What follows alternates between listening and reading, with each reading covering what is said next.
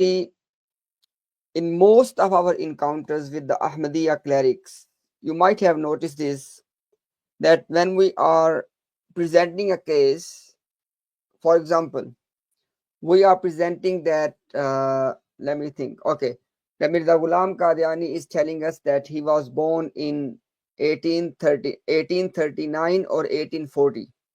So we present this one.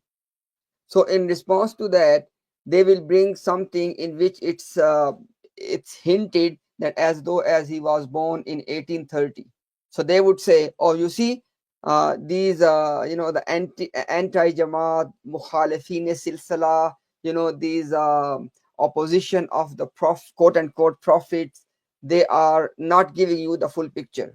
The point is, if somebody is telling us in one place that I was born in 1839 or 1840, and then the same person, let's suppose, is telling us in another place that he was born in 1832, it's your responsibility to explain to both of them. You cannot accuse us, oh look, they are not giving you this one, because in many of the cases, I have said in multiple live streams, that in majority of the cases, Mirza Ghulam Qadiani is actually contradicting himself in pretty much everything. Everything. And inshallah, today I will give you a classic quotation from his own followers, that what is the level of contradiction in his writing. I give you a simple example.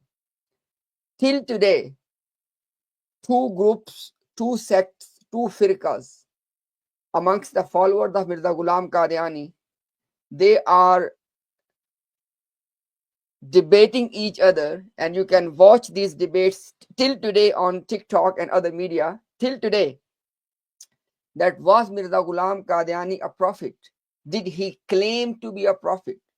I mean, just imagine, we are being taught that, look, Mirza Ghulam Qadiani has written 80 plus books, and he was Sultanul Kalam, and he was this and he was that, and more than a century has gone past, and his own followers are debating with each other, did he claim to be a prophet? Can we call him a prophet, a Nabi, or Rasul? And inshallah, if I get the opportunity, I'll share with you in a minute. I had a discussion with allegedly he says that he is from Palestine, and he is from Arab background, and he used to be, a Sunni Muslim, etc. And now he is a Ahmadi cleric. I asked him this very particular question about the prophethood of Mirza Ghulam Qadiani. And inshallah, I will let you decide after watching that 10, 15. I mean, if somebody asks you or me, is Muhammad sallallahu alayhi wasallam a prophet of Allah? How long it will take to you to give him the answer? How many passages you want to write, or how long a speech you want to give before you answer this question? But I will let you see, inshallah, in few minutes, that how this Palestinian Arab was struggling, who was a cleric, who is now a cleric of Ahmadiyya religion, just to answer this simple question, that was Mirza Ghulam Qadiani a prophet? So I just want to give you this one example, because this is a classic example that Mirza Ghulam Qadiani's writings, you can prove anything from that. The group which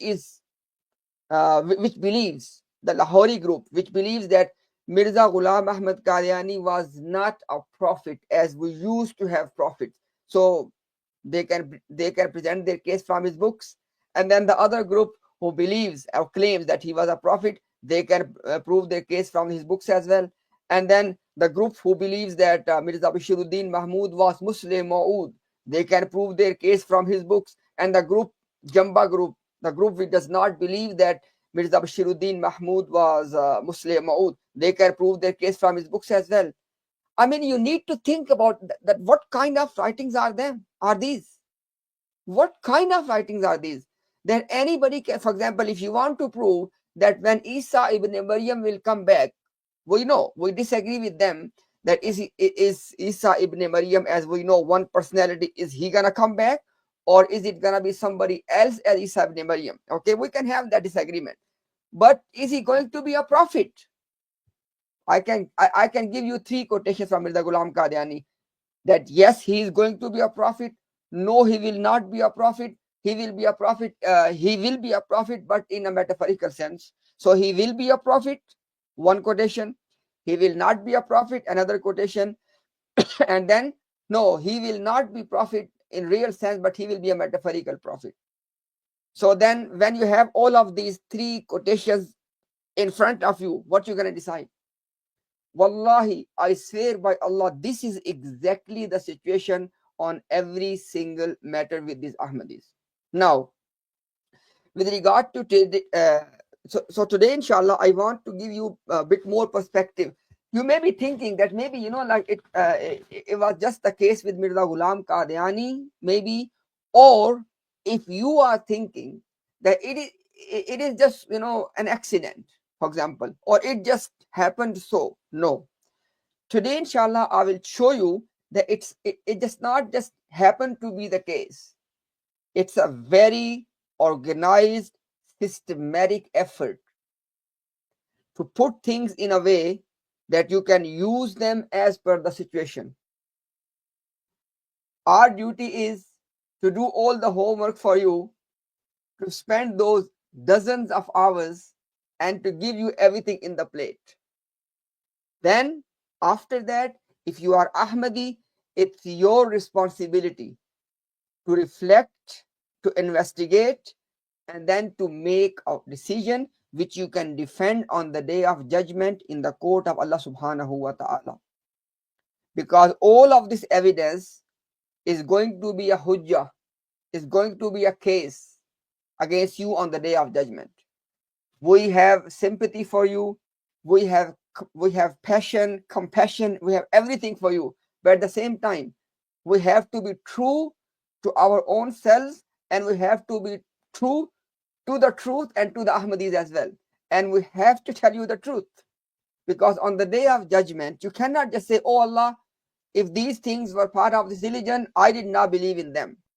The question is, if these things are part of this religion, then, and you know that these things are wrong, then how can you ascribe yourself? How can you ascribe yourself? How can you identify yourself with this religion? What is your answer?